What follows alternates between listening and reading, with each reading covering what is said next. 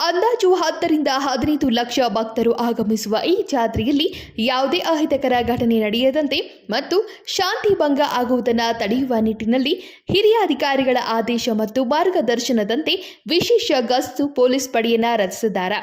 ನಗರದಲ್ಲಿ ಇನ್ಮುಂದೆ ರಾತ್ರಿ 10 ಗಂಟೆಗೆ ಎಲ್ಲ ಅಂಗಡಿಗಳು ಬಂದ್ ಮಾಡಬೇಕೆಂದು ಅಂಗಡಿಕಾರರಿಗೆ ನಗರ ಪೊಲೀಸ್ PSI ಕೆ ವಾಲಿಕಾರ್ ಇವರು ತಿಳಿಸಿದರು.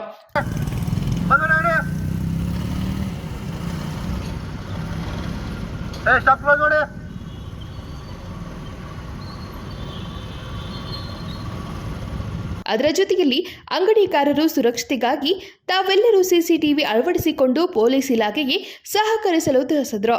ಅದರ ಜೊತೆಯಲ್ಲಿ ಜಾತ್ರೆಯಲ್ಲಾಗಲಿ ಅದಕ್ಕಿಂತ ಮುಂಚೆಯಾಗಲಿ ಮಹಿಳೆಯರು ಬಂಗಾರದ ಆಭರಣಗಳನ್ನು ಧರಿಸಿಕೊಂಡು ರಾತ್ರಿ ಹೊತ್ತು ತಿರುಗಾಡಬಾರದು ಎಂದು ಒಂದು ವೇಳೆ ಸಂಶಯಾಸ್ಪದವಾಗಿ ಯಾರಾದರೂ ಕಂಡು ಬಂದಲ್ಲಿ ತಕ್ಷಣ ಪೊಲೀಸ್ ಇಲಾಖೆಗೆ ತಿಳಿಸಲು ಹೇಳಿದರು.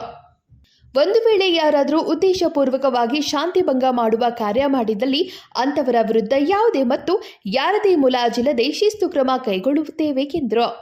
ಈ ಸಂದರ್ಭದಲ್ಲಿ ನಗರ ವಿಶೇಷ ಪೊಲೀಸ್ ಗಸ್ತು ಪಡೆಯ ಸಿಬ್ಬಂದಿಗಳು ನಗರದೆಲ್ಲೆಡೆ ಸುತ್ತಾಡಿ ಪೂರ್ವಾಭ್ಯಾಸ ಮಾಡಿದ್ರು. ಮನೋಹರ್ ಮೇಗೇರಿ, KMM ಕಾಡಾ ನ್ಯೂಸ್, ಗೋಕಾಕ್.